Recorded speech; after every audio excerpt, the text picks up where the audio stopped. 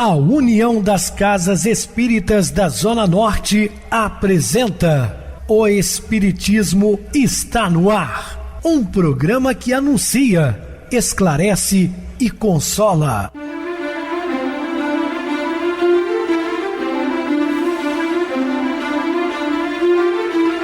Não se turve vosso coração. Credes em Deus, credes também em mim. Na casa de meu pai há muitas moradas. Se assim não fora, eu vou-los teria dito, pois vou preparar-vos lugar. O Espiritismo está no ar. Sintonize esta frequência. Pare, pense na vida, faça perguntas. A União das Casas Espíritas da Zona Norte apresenta O Espiritismo está no ar. Um programa que anuncia, esclarece e consola.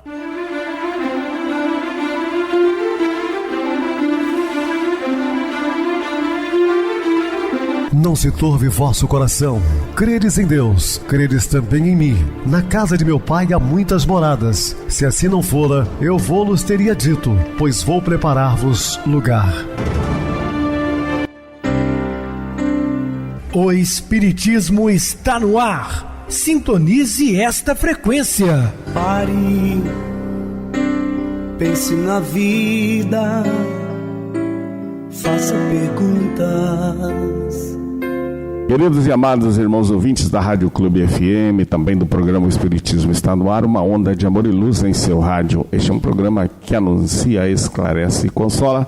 Rádio Clube FM, sua voz é a nossa voz. Estamos no ar de segunda a sexta há mais de 11 anos, levando a mensagem consoladora de Jesus através das ondas do rádio, também pelo YouTube. O canal é Viver _Melhor. Se inscreva, deixa seu like, sua opinião sempre importante para nós. Podem também acessar o YouTube, digitar o Espiritismo está no ar.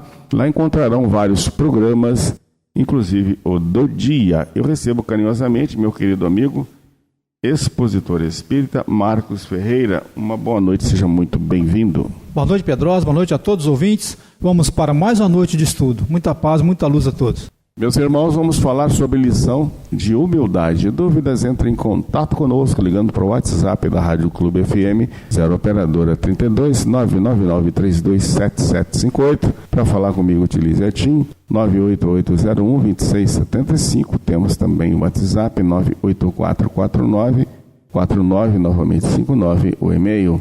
O Espiritismo está no ar, @hotmail.com. Interajam conosco, façam perguntas, tirem dúvidas, podem dar sugestões ao programa. Estamos à disposição dos ouvintes. Vamos agora para aquele momento muito especial que é o nosso momento de oração. Sintonize esta frequência. O Espiritismo está no ar. Momento de oração. Nesses dias de inquietação e desassossego, é a esperança que domina os espíritos e a paz que penetra os corações. Muita paz e muita luz a todos. Estamos apresentando O Espiritismo está no ar. Bem, meus amados irmãos, estamos de volta com o assunto da noite, falando sobre a lição da humildade. A noite tombou em crepe negro, salpicado de estrelas cintilantes. Os últimos revérberos do poente continuavam à distância, coroando as coroas das montanhas altaneiras longe. Um dia aqueles amigos, por enquanto, desatentos, compreenderiam o profundo significado desta lição. Todas as lições que Jesus passara aos seus discípulos continuam até os dias atuais, como se estivesse falando para nós no exato momento. Os reinos humanos se erguem sobre as bases da dominação odienta e ruim, transformando-se em escombros. Os impérios terrenos se levantam sobre os solos onde cadáveres insepultos os transformam em pântanos nos quais se afundam depois. Quantos reinos que já foram grandiosos e hoje não restam nem cinzas, né? Tudo passa. As civilizações grandiosas, erigidas e comandadas pelos punhos da guerra e do orgulho, construções de um dia passam, convertendo-se em ruínas tristes e ermas logo depois. Se encontra civilizações que não existem mais, que foram dominadas, né, por tiranos, e tudo se transforma. Os povos se levantam e sucumbem no voraz perpassar dos séculos e milênios. O reino de Deus, que vem sendo erguido na mente do homem, com os alicerces nas terras dos corações, jamais passará. Aí está o grande diferencial. Tudo aquilo que o Espírito conquista de valores morais permanecerá para sempre. Seu povo se identificará pelo amor e suas características serão a mansidão, a concórdia e a candura. É certo que ainda há muito equívoco a tal respeito. Muitas Salomés e candidatos sem número inspiram as posições, lugares e brilho. Quantas pessoas que estão presas ainda os poderios temporais, se encerrará num túmulo. O tempo, todavia, na soberana tranquilidade de ensinar e corrigir, lentamente cuidará de fixar em cada ser que o primeiro será sempre aquele que se fizer o servidor do último, não é? Aquele que se torna mais humilde, mais compreensivo. Até esse momento, a insuperável lição da humildade assinará para todos, chamando e chamando. Sim, Jesus continua nos chamando e nos convidando a nos tornarmos humildes. O seu era um estranho poder, porque Jesus é incomparável, né? É o ser mais perfeito que habitou entre nós. Toda a força, porém, da sua mensagem encontra-se no exemplo da vivência do que ele deu, mostra seguindo com fidelidade pelos que o amavam. Então Jesus explicava, falava, mas também exemplificava. A urdidura da frase, sem qualquer retoque, penetrando no âmago da questão que deveria ser examinada, refletia em Jesus a sua procedência, sua sabedoria. Nunca derivava o pensamento, jamais divagava a sobriedade verbal sem escassez, nunca a proximidade confusa, utilizando verdadeiros apotégimas. Recorrendo ao recurso dialético, propunha a tese e comentava-a, utilizando a antítese para robustecer o ensinamento. Jesus utilizava uma linguagem simples da época, falando para aquelas pessoas, muitos incultos, usando materiais da própria natureza, né? Falando do vento, enfim, de tudo aquilo que era comum ao povo da época. Agredido pela astúcia dos fariseus mediante as inquirições habilmente formuladas para o confundir ou comprometer sem fugir à proposta mesmo desonesta, ele devolvia a indagação, facultando ao interlocutor responder-se. Isso é um fato marcante, né? Principalmente naquele episódio quando o doutor Dalí pergunta, para tentá-lo, Senhor, quem é o meu próximo? E calmamente Jesus responde, o que está escrito na lei? Como interpreta? Então, o próprio Cristo devolve para ele uma pergunta. E ele responde, do Antigo Testamento que ele defendia, né? Amarás o seu Deus de todo o seu coração, de toda a sua força, e o próximo como a si mesmo. Aí Jesus, voltando para ele, responde novamente, então, faça isso e viverás. Já estava ali respondido. Mas ele, não satisfeito, mas Senhor, continua em dúvida, quem é realmente o meu próximo? Aí Jesus dá aquela bela mensagem do bom samaritano, utilizando supostamente um inimigo, entre aspas, né, dos hebreus, que eram os palestinos naquela época, mostrando que aquele homem estrangeiro era o que mais teve compaixão. Mas ele devolve a pergunta. Essa técnica revela a sua compaixão pelos infelizes, permitindo-os despertar para a realidade que buscavam ignorar. É lícito pagar tributo? Outra questão, outra pegadinha que eles tentaram, né?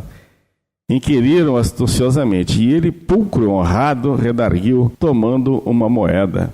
Que vedes? Na época era o Tibério César, o imperador romano. Responde, a efígie de César. Dá então a César o que é de César. Concluiu, fundamentando nas palavras do interrogante. Não poucas vezes o fato de repetir, né? E dai a Deus o que é de Deus. Ou seja, pague os impostos que você tem que pagar à União, né, ao Estado, e cumpra as suas obrigações com Deus gratuitamente. Sua palavra era aragem abençoada e refrescante que perpassava adentrando-se pelos poros do sentimento.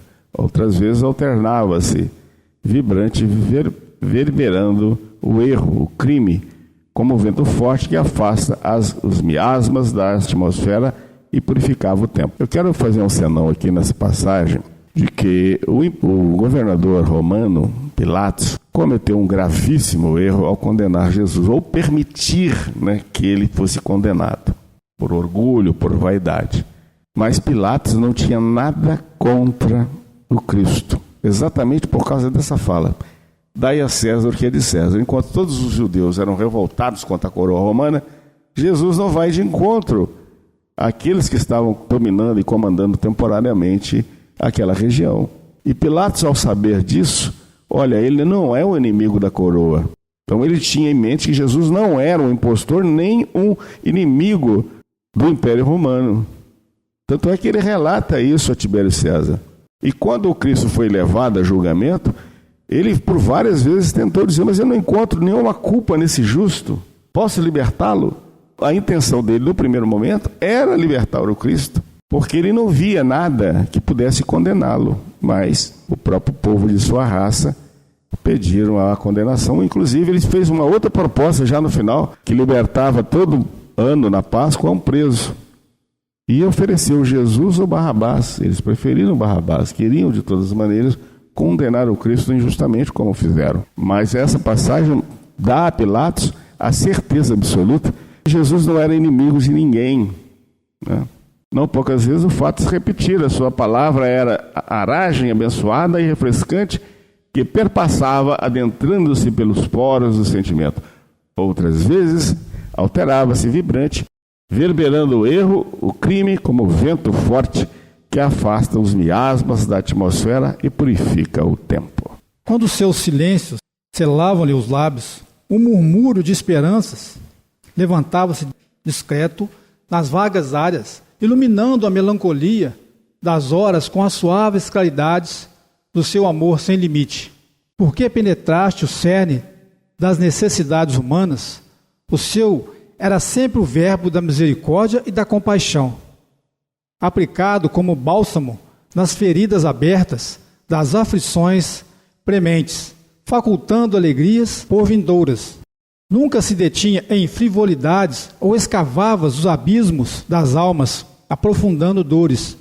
Quando se referia às coisas simples do dia a dia, fazia-as fulgurar como arquipélagos sidéreos jamais ultrapassados, nunca mais esquecidos. Jesus falava muito em poucas palavras, vestia o pensamento sem os atavios das superficialidades. Todavia, seus conceitos jamais foram superados, seja na beleza da forma e poesia ou na profundidade da ideia.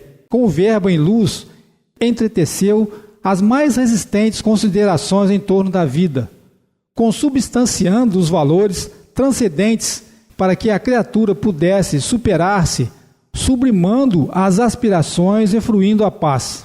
Legou-nos a técnica do amor, mediante a palavra de bondosa diretriz. As ocasiões faziam-se propícias para que os adversários da paz tentassem perturbá-lo. Convidado a um banquete, o mestre aqueceu e sentou-se à mesa para escândalo do anfitrião, que o não viu lavar-se. Sem perturbar-se, o puro esclareceu: limpais o exterior do copo e do prato, mas não o vosso interior. Está cheio de rapina e maldade. Insensatos! Porventura, quem fez o exterior, não fez também o interior?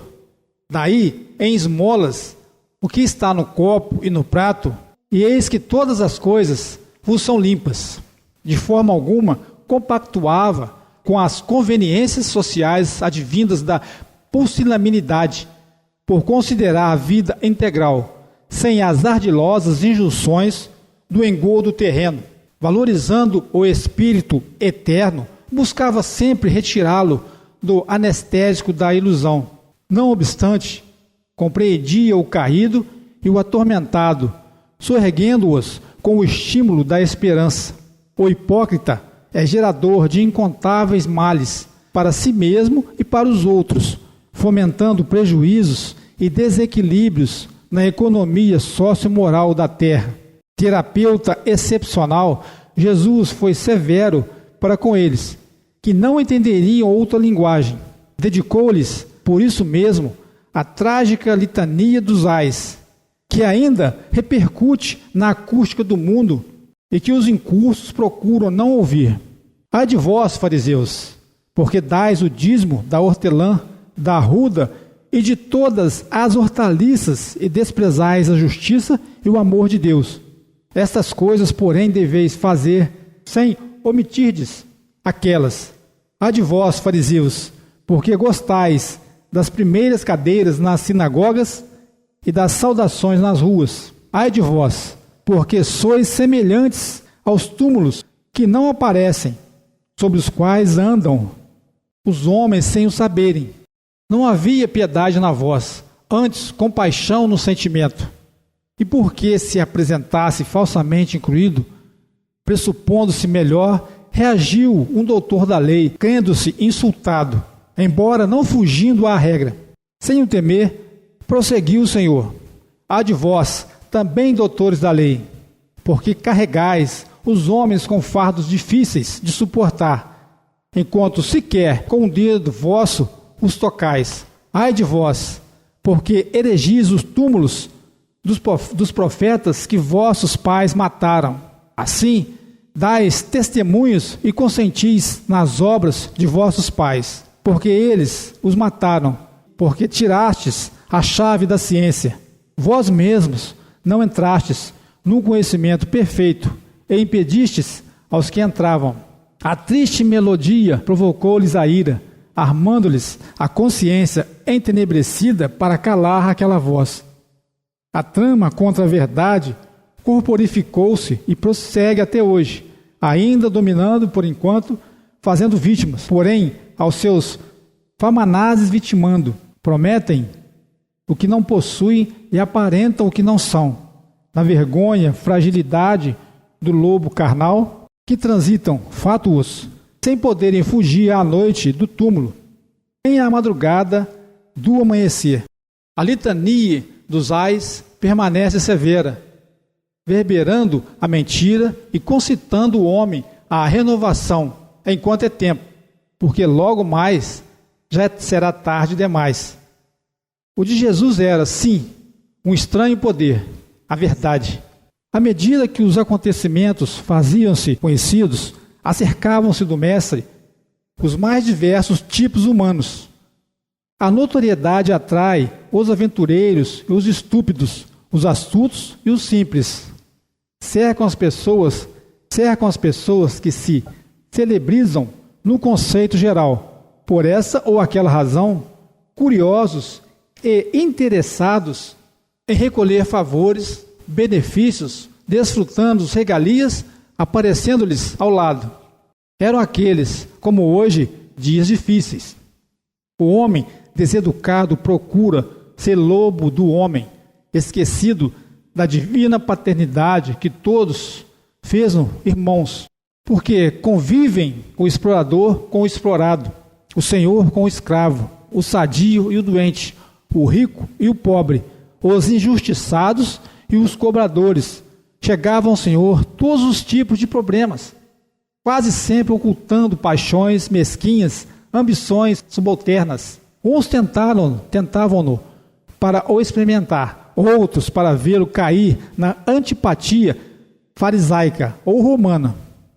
Entre eles multiplicavam-se os infelizes de todo porte, necessitados de pão e de amor, de saúde e de esperança. Jesus distinguia-os pela irradiação de que se faziam condutores. Suas almas, suas vidas. O que pensavam revelava mais do que diziam. O íntimo real era o que importava. E por isso, muitas vezes, atendia não à solicitação que lhe chegava, mas ao que era mais importante, que lhe não era pedido. As palavras que vestem as ideias, não raro, camuflam os sentimentos. Há o verbo que revela e o que oculta. O que diz nem sempre reflete o que se pensa, quanto se sente, raramente se pode ou deve dizer. A presença do Senhor diluía a mentira na luz da verdade. Mesmo assim, alguns mais loucos, sem o saberem, ou mais pertinazes pela condição em que se transitavam, hipnotizados pelas suas ideias e ansiedades, insistiam tendenciosos. Ainda agora ocorrem fatos idênticos. Os estados da alma sobrepõem-se aos futuros da alma. Sabe-se como fazer e por onde seguir.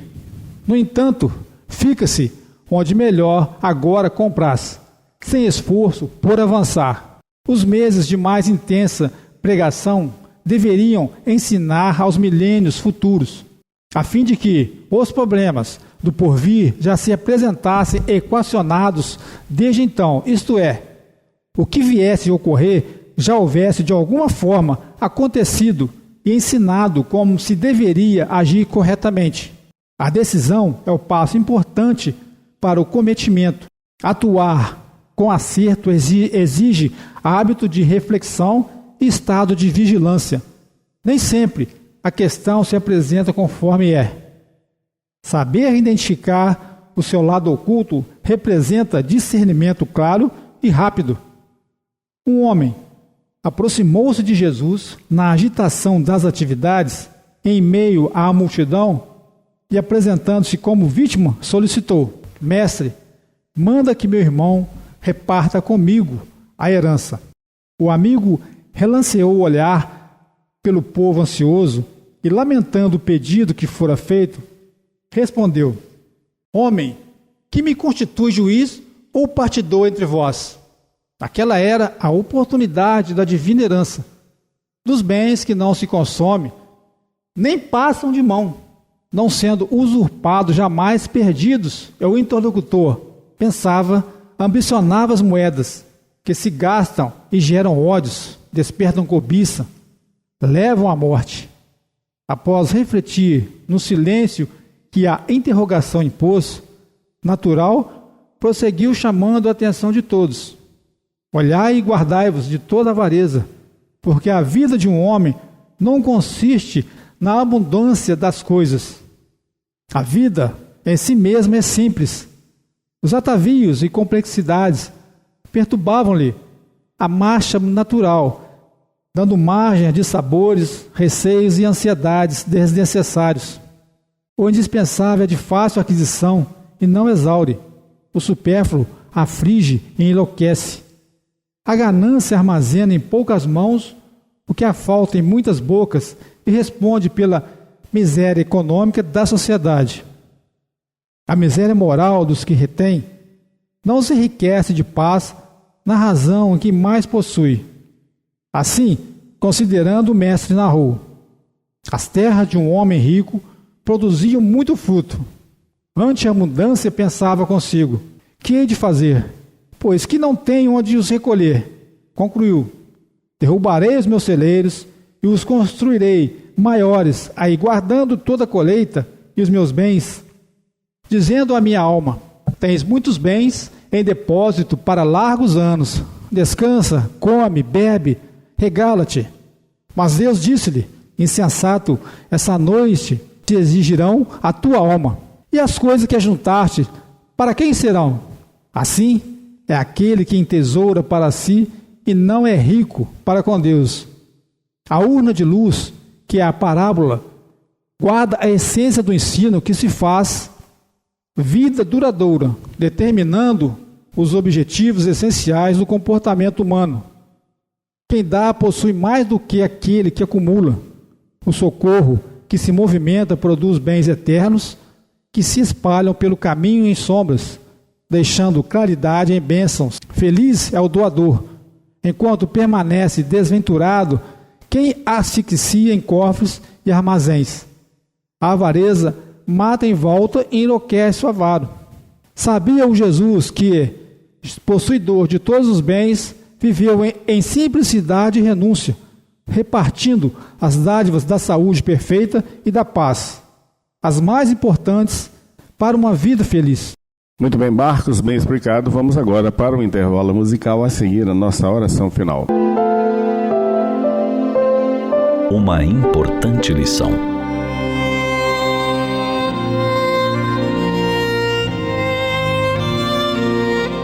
Numa época em que um sorvete custava muito menos do que hoje, um menino de 10 anos entrou numa lanchonete e se sentou a uma mesa.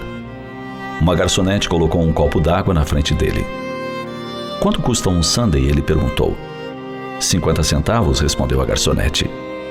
O menino puxou as moedas do bolso e começou a contá-las. "Bem, quanto custa o sorvete simples?" perguntou outra vez. A essa altura, mais pessoas estavam esperando por uma mesa. A garçonete foi se irritando. De maneira brusca respondeu: 35 centavos. O menino mais uma vez contou as moedas e disse: "Eu vou querer então o sorvete simples." Depressa, a moça trouxe o sorvete simples e a conta. Colocou na mesa e saiu. O menino acabou o sorvete, pagou a conta no caixa e saiu. Quando a garçonete voltou e começou a limpar a mesa, não pôde deixar de chorar. Ali, do lado do prato, havia 2 moedas de 5 centavos e 5 moedas de 1 centavo. Ou seja, o menino não pôde pedir o sundae porque ele queria que sobrasse a gorjeta da garçonete.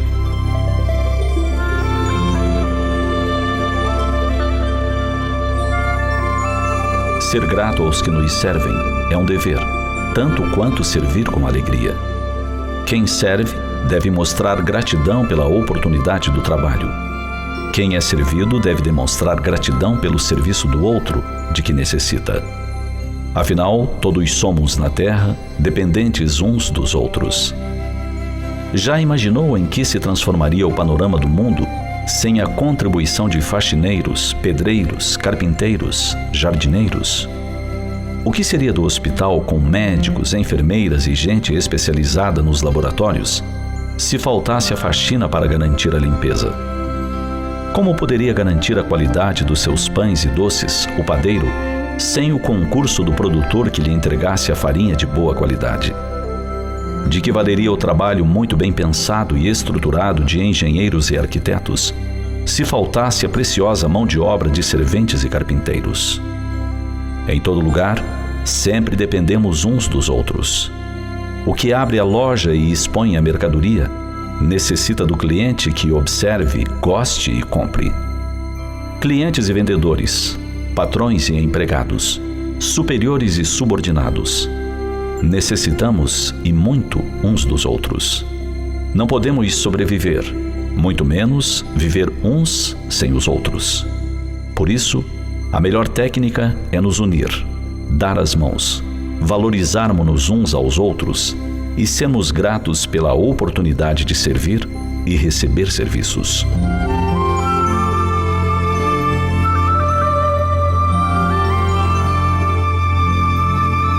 O comércio é também uma escola de fraternidade. Realmente precisamos da atenção do vendedor, mas o vendedor espera de nós a mesma atitude. Sempre que nos sintamos no direito de reclamar, não façamos do nosso verbo um instrumento de agressão. Por vezes, a pessoa mal-humorada, em seus contatos públicos, carrega um pesado fardo de inquietação e doença. Acostumemo-nos a pedir por favor aos que trabalham em repartições, armazéns, lojas, lanchonetes e hotéis. Antes de serem empregados à disposição de clientes, são seres humanos que sentem alegria, dor, têm seus problemas e esperam compreensão dos demais seres humanos.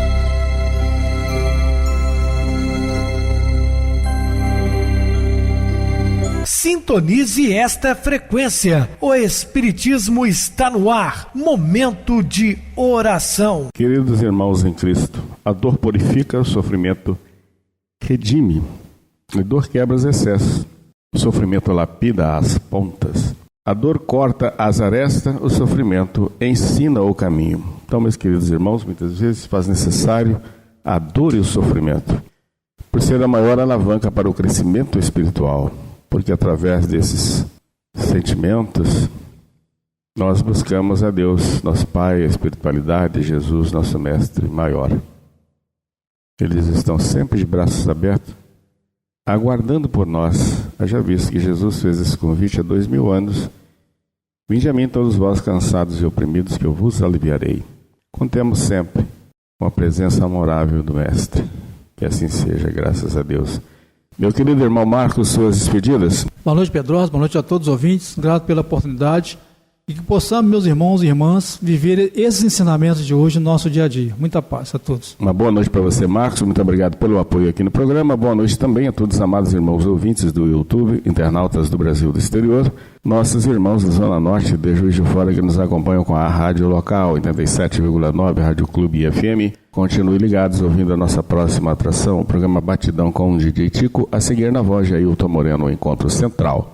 Uma ótima noite de sexta-feira, um feliz final de semana e até segunda-feira, se Deus quiser.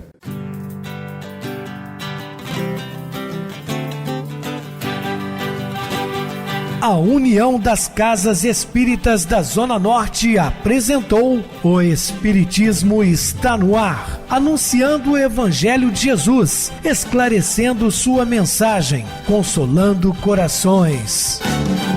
Olhe pro céu e descubra imagens de luz. Se tem Jesus, o amor todo que Deus te deu. Pense no bem, no melhor em que pode fazer. Seja o que for, também vai receber. De coração, ajude o irmão. A caridade é o caminho do amor. Faça ainda que possa sofrer, pois bênçãos de Deus há de ter. Ame, perdoe e viva melhor a natureza, o céu e o mar. Veja o encanto que a vida nos dá, a chance eterna que temos para amar, para amar. Olhe pro céu e descubra imagens de luz. Sinta em Jesus o amor todo que Deus te deu. Pense no bem, no melhor em que pode fazer. Seja o que for, também vai receber. De coração, ajude o irmão. A caridade é o caminho do amor. Faça ainda que possa sofrer, pois bênçãos de Deus há de ter. Ame, perdoe e viva melhor a natureza, o céu e o mar. Veja o encanto que a vida nos dá, a chance eterna que temos